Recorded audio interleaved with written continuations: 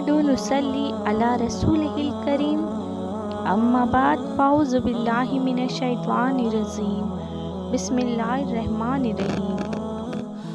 خواہشات کا پورا ہونا قبولیت کی علامت نہیں۔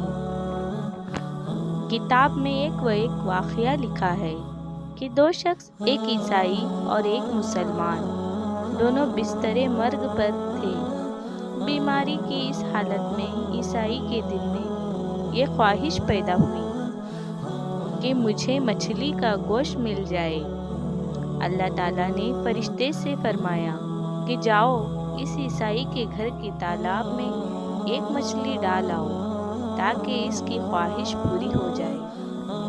مسلمان کے دل میں یہ آرزو ہوئی کہ زندگی کے اس آخری حصے میں مجھے زیتون کا تیل میسر ہو جائے۔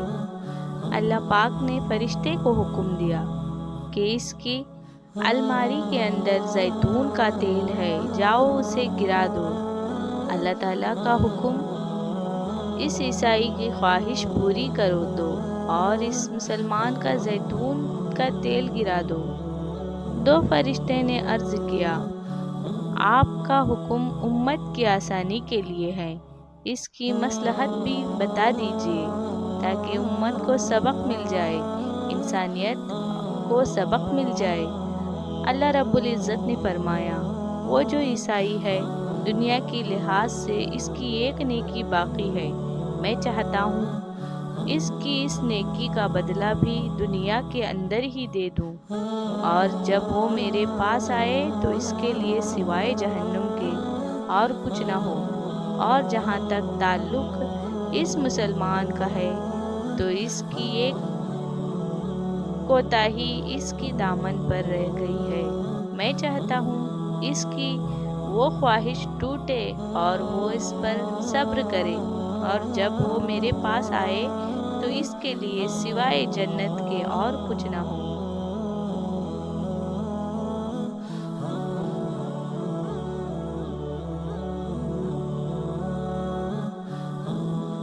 سوالات۔ ایک کافر نے ایک مسلمان سے کہا، اگر تم میرے 3 سوالات کا جواب دے دو تو میں مسلمان ہو جاؤں گا۔ نمبر 1، جب ہر کام اللہ کی مرضی سے ہوتا ہے تو انسان کو اس کا ذمہ دار کیوں ٹھہراتے ہو؟ نمبر 2، جب شیطان آگ سے بنا ہوا ہو تو جہنم کی آگ اس پر کیوں کرتار کرے گی؟ نمبر 3، جب تم خدا کو دیکھتے نہیں تو اس کو مانتے کیوں ہو؟ مسلمان نے ان تینوں سوالات کے جوابات میں قریب پڑا ہوا مٹی کا ڈھیلا اٹھا کر کافر کو مار دیا۔ کافر کو بہت غصہ آیا اور اس نے قاضی کے پاس اس کا مقدمہ دائر کیا۔ قاضی نے مسلمان کو بلایا اور اس نے پوچھا کہ تم نے سوالات کے جوابات میں مٹی کا ڈھیلا کیوں مارا؟ مسلمان نے جواب دیتے ہوئے کہا کہ اس کا پہلا سوال یہ تھا کہ جب ہر کام اللہ کی مرضی سے ہوتا ہے تو انسان کو اس کا ذمہ دار کیوں ٹھہرایا جاتا ہے؟ تو اس کا جواب یہ ہے کہ اگر میں نے ڈھیلا اللہ کی مرضی سے مارا ہے تو یہ اس کا مجھے ذمہ دار کیوں ٹھہراتا ہے؟ دوسرا سوال یہ تھا کہ جب شیطان آگ سے بنا ہوا ہے تو جہنم کی آگ اس پر کیوں اثر کرے گی؟ انسان مٹی سے بنا ہوا ہے، مٹی کے ڈھیلے نے اس پر کیسے اثر کیا؟ تیسرا سوال یہ تھا کہ جب تم خدا کو دیکھتے نہیں تو اس کو مانتے کیوں ہو؟ اس کا جواب یہ ہے کہ جب اسے درد نظر نہیں آتا تو درد کیوں محسوس کرتا ہے؟ تمام سوالات کا جواب سن کر وہ کافر مسلمان ہو گیا۔ سبحان اللہ، سبحان اللہ، سبحان اللہ۔ اللہ کی رضا کی حقیقی معیار۔ ایک شخص اللہ کا فرما بردار ہے، دوسرا اللہ کا نافرمان ہے۔ دونوں مچھلی کا شکار کرنے جاتے ہیں۔ ایک اپنے کتوں کا نام لیتا ہے اور जाल फेंकता है। इसके जाल में मछलियाँ आती ही आती है। दूसरा अल्लाह का नाम लेता है और जाल फेंकता है और इसके जाल में कुछ नहीं आता। कोशिश करते करते शाम हो जाती है। वो अल्लाह का नाफरमान गैर अल्लाह का पुकारने वाला अपनी मछलियों का थैला भर कर लाता है और ये अल्लाह को मानने वाला अपना थैला खाली लेकर आता है। अल्लाह का फरिश्ता